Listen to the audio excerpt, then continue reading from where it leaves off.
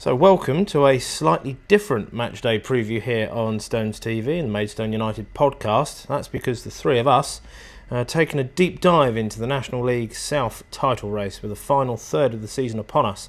We wanted to see where the race may be won and lost. So with Torquay and Eastbourne's matches postponed due to the weather on Tuesday, they were both stuck on 52 points like the Stones. Dorking decided to join that 52-point club with their 3-0 win over Aveley, meaning the Worthing and Boreham Wood winner would go top. And with the Wood leading 1-0 thanks to a Pire's 19th of the season, Chris Bush was then sent off before half-time after he pushed File into the hoardings after they and the ball had left the field of play. That seemed to change the game. Worthing scored twice in the second half to take the spoils, managing to beat 10 men.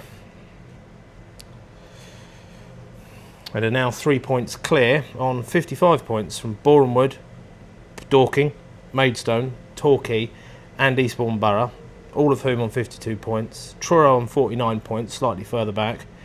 So your thoughts, gentlemen, on Worthing's Tuesday night win?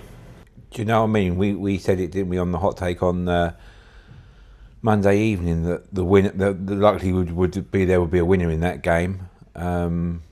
And then Dorking were only sort of like 2 goals behind us, didn't they? So if they had a two goal swing, they was going to go above us as well. But yeah, it's just so tight, isn't it? Do you know what I mean? It was a good game by all accounts, wasn't it? You know, we looked back at the highlights of it, and you know, it's just one of those games that reflects the stat that I don't think you can sort of like look at any team and sort of think, you know, you think that one team's going to get on a run, and we've had that 18-game unbeaten run that we've got up into the playoff picture. But then now all of a sudden, then everyone thought Boreham Wood were going to go clear and they was going to go on a run, and now all of a sudden they've lost 2 games on the bounce. And Worthing, having beaten us on Saturday, have got that little bit of momentum behind them, and you know they're now went to Boreham Wood and got the point. So, you know, I've said it before as well. If we'd have nicked a light goal in that game on Saturday against Worthing, which I think we did deserve on the play, would they have had that confidence going into that game? I think it's going to all be about the momentum, and as we look forward to on this preview and the games that are coming up, you know, I think it's all going to be about that momentum that teams are carrying into those certain games. If they go and lose, I mean, they lost to Chippenham, didn't they? Who saw that result come in? Boreham Wood, you know. So that probably had an effect on their momentum. It sort of, you know, they didn't get that bounce back ability that George was talking about with us, and then they've got them hit Worthing that are on that run of form at the wrong time, wrong place, and lost that game. So, you know, it's so tight. Honestly, it is so tight. It's like it swings from one week to the next. Yeah. Well, just to add to what Nigel was saying, as I was leaving the ground after Worthing, obviously, you know, the 2-1 loss is, like you say, Nigel, quite a close game. We probably should have got something from it. I did hear quite a lot of people saying, oh, Worthing, they won't go anywhere. They'd be lucky to get playoffs, so they wouldn't get anywhere in the playoffs. But like you say, Nigel, you hit a good bit of form going into bigger games against tough opposition when they're perhaps not on the same vein of form that they were, like we have been and Boreham Wood have been. You know, there's upsets and points to be won, and now they're sitting top and they're a couple of points clear. So, yeah, it's definitely interesting. You see a lot of people in the news and around the country, I've seen online, saying that the National League South is the most exciting league in the country at the moment. So, yeah, all very close and all to play for at the top. So we've spoken about the Stones hosting Torquay on Saturday the 1st of February on our usual preview podcast and video. Go watch or listen to that now if you haven't already. Eastbourne host Tunbridge also on that date. The 4th, Hampton and Richmond host Dorking. On Saturday the 8th, Torquay host Eastbourne Borough. Boreham Wood host Weston-super-Mare. Hampton and Richmond Borough play Truro, and Worthing travel to Tunbridge. So 8 of the top 10 head-to-head in the one match day. Then you've got Tuesday the 11th, Dorking host Tunbridge, Eastbourne host Hampton and Richmond, and Worthing host Torquay. The 15th sees Boreham Wood hosting Eastbourne Borough, Tunbridge hosting Truro. Saturday the 22nd has Weston hosting Hampton.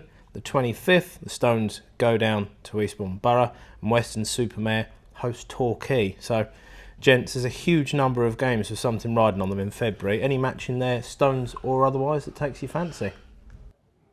Well, I think the big game you've got to look at, obviously, is February the 1st, isn't it? You know, against Torquay. Huge game, something that could potentially dictate the entire title race, couldn't it? I mean, like you say about getting good results against opposition teams in and around that area, that could set us on another potentially quite long unbeaten run. But it could also do the same for Torquay. Could continue on their good form throughout the season, and potentially going into quite a turbulent month for some teams could honestly push them on to win the title as well. So yeah, I think that's probably going to be the biggest game, and that might dictate how the following weeks go for the Stones. Anything takes your fancy there, Nigel? A long list. Yeah, exactly. It's all them teams that I'm the ones that I'm sort of looking at is Dorking. Do you know what I mean? They've been quite vocal in the fact that they've had a lot of players injured, and but they've now suddenly sort of come up on the rails, not as if unnoticed because everybody expected them to be up there, but they were in that group on 52 points, aren't they? But so. And they've kind of got, I'm not saying not played anyone, but they've not played a lot of those teams, so they've got a lot of games coming up against the teams that are in and around them. They've still got to come here to the Gallagher as well before the end of the season. And you say they've got to go to Tunbridge as well, which is another sort of a bogey ground for them as well. They've not performed too well there in recent seasons. So, I think that's going to be the indicator. And as I said earlier, it's how these teams come into those games. If they come into it off the back of a shock loss and they need to get 3 points out of it, or it might just be a case of like a point or two for both teams, just keeps them in that contention and keeps that unbeaten run going. So it is all going to be about momentum, because you look at the squads and all those squads, we know all those squads, we've analysed them all in our previews, so we know they've all got match winners, they've all got game changers, they've all got people that can come in and do a job. But looking at Worthing on Saturday, the previous game that we played here at the Gallagher Stadium, it was very much a sort of uncharacteristic Worthing performance. You see them that free-flowing football, that loads of goals, and they score plenty, but they concede a lot as well, as we said in the preview. But for that second half, it was a proper back-to-the-wall performance, and they've just taken encouragement from that. So you can go to places, or you can entertain teams like Boreham Wood that have got this strike force that everyone's talking about, and you literally come away with the win. So, it is going to be those little twists and those little, people that can come in and change the game at both ends of the pitch, not just in attack but in defence as well. So, that's what's intriguing, looking at the defensive mind of those sides. I mean, Truro have got the least number of clean sheets in that top 10, then Dorking. Worthing actually joined, they're 8th out of the 10 in terms of the lowest number of clean sheets. So they didn't keep a clean sheet, Nigel, obviously, as we said, but the defensive setup that they had, because it's been the same result against two teams up there with them these last two games, so clearly from a defensive point of view they'd be a lot happier than where they have been in some other games, because their goal difference is fairly average, and that's possibly a deciding factor later on in the season. Fortunately for the Stones, I think theirs is the second best in the division, but Worthing's is going to be quite some way down for being such a free scoring and open side. That could be one of the things that costs them potentially. So March starts off with a pace not letting up. Torquay host Boreham Wood on the 1st.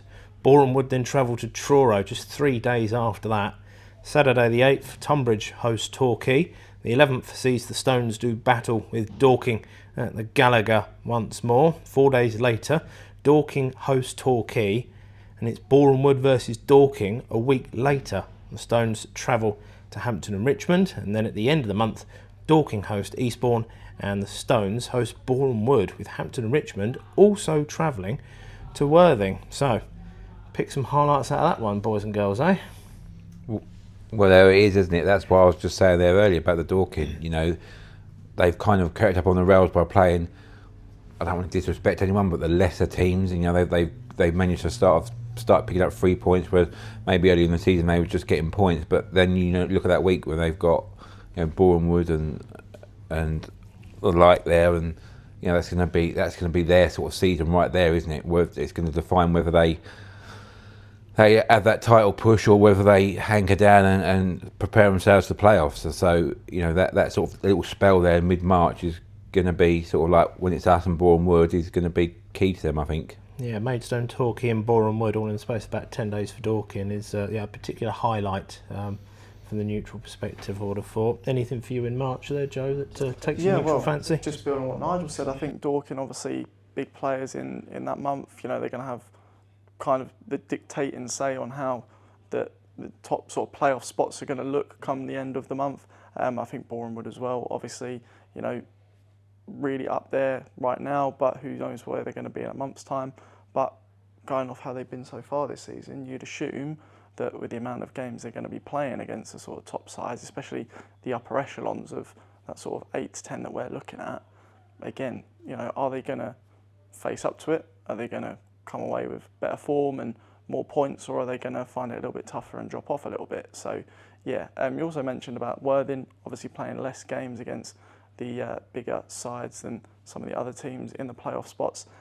So, you know, as we were saying off camera, I think that could prove quite beneficial for them as well. You know, if they're top of the league already, played some of the bigger contention sides, then, you know, come that time, they maybe find themselves a little bit further ahead as well.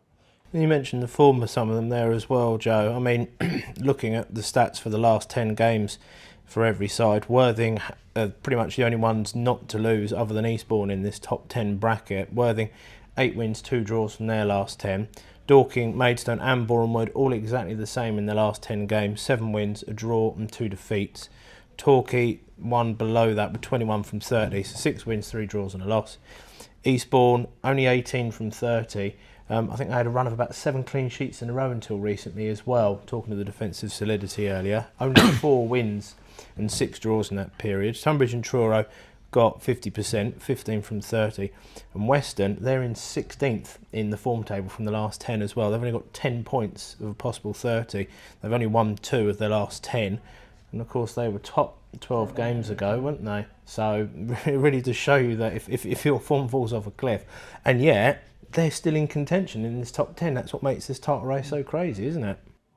Yeah, it just makes you think, obviously, if they hadn't fallen off as heavy as they had, who knows where they'd be, because they were top for quite a while, weren't they, as well, Western? So, yeah, a lot of teams there who you'd assume with Western especially, their form would end up coming back. You know, everybody has a peak and a trough and that sort of stuff, but obviously they're clearly quite close to the bottom of their trough at the moment.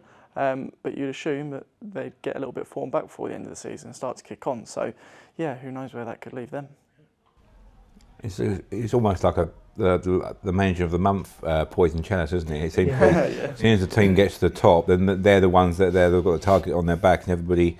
I don't think there's been sort of like 3 or 4 weeks where there's been the same team that's top. Everyone's sort of had a try of being, and Torquay, you know, over the Christmas period hit the top spot, and then they haven't got bad results, but they've just getting draws, and then they lost that game at home to Hampton and Richmond themselves. You know, we're saying they're like pushing that top 10 as well.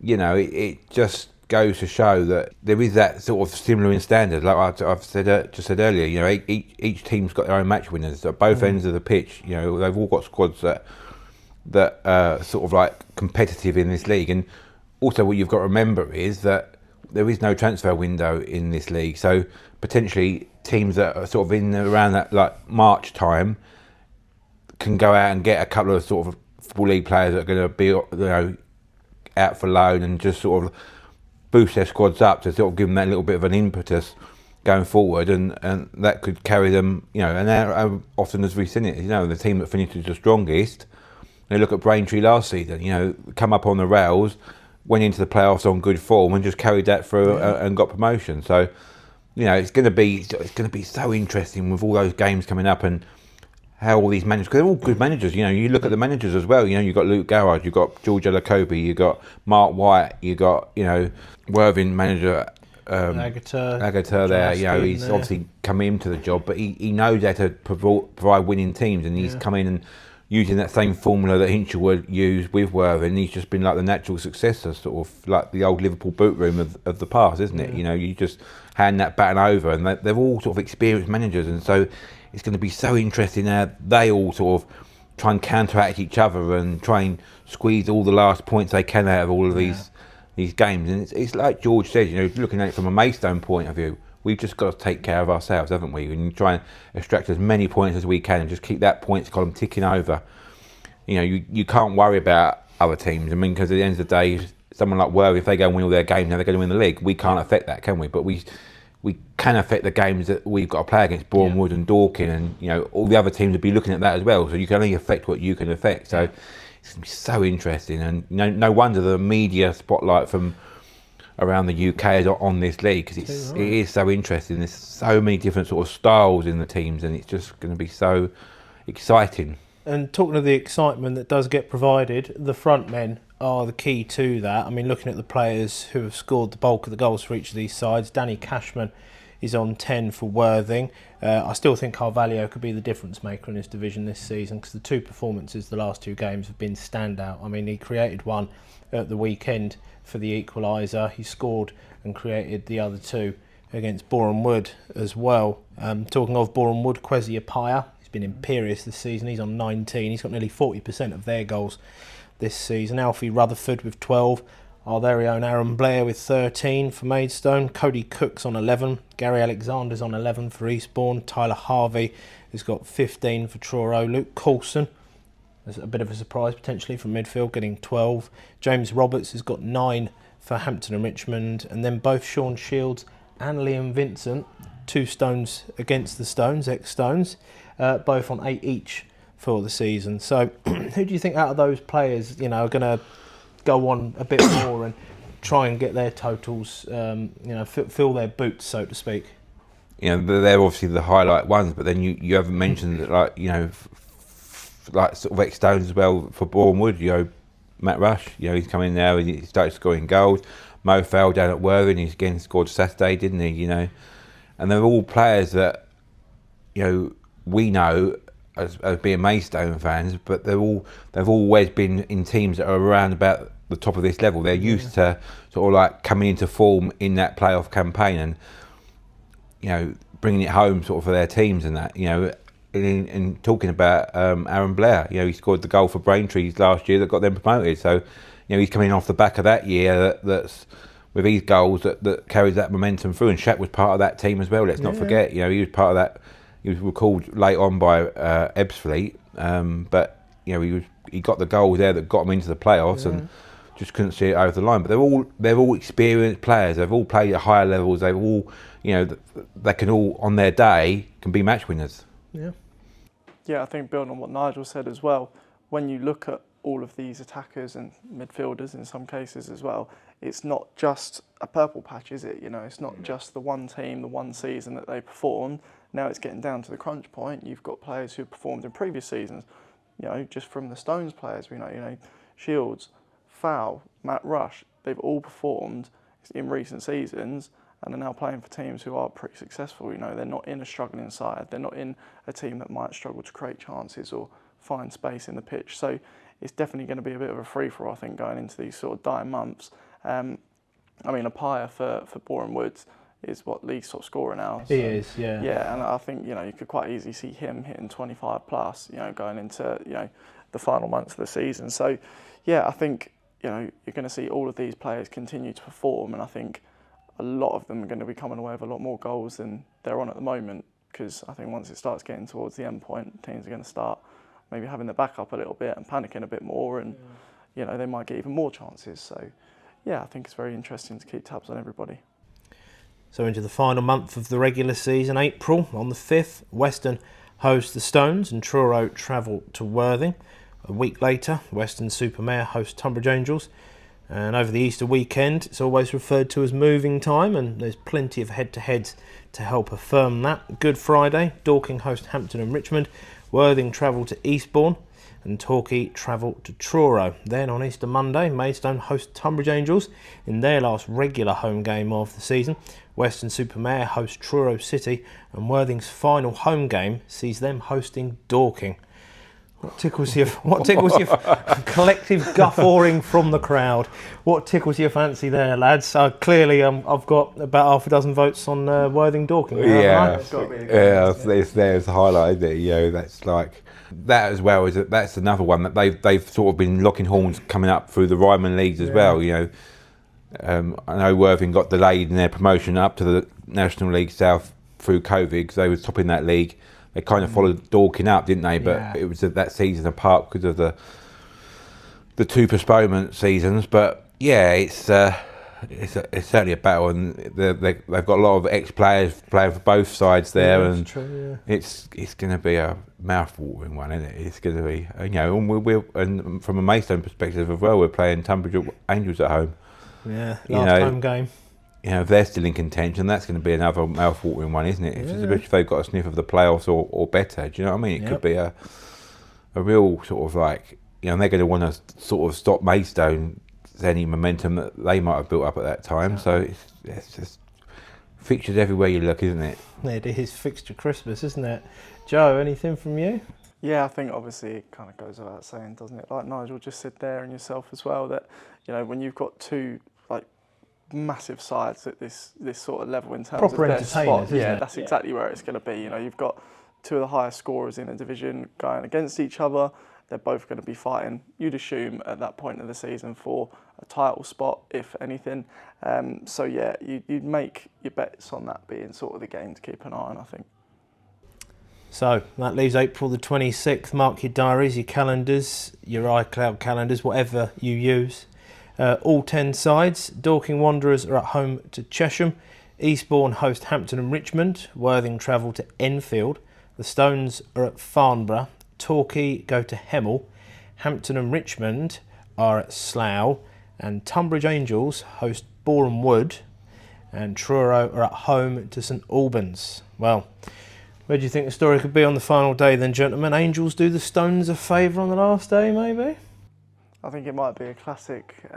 When you've got a team, like Tottenham did it last season, I think, in the Premier League, a lot of their fans had a bit of an argument with their manager because the fans wanted to throw their game, so Arsenal was stitched up.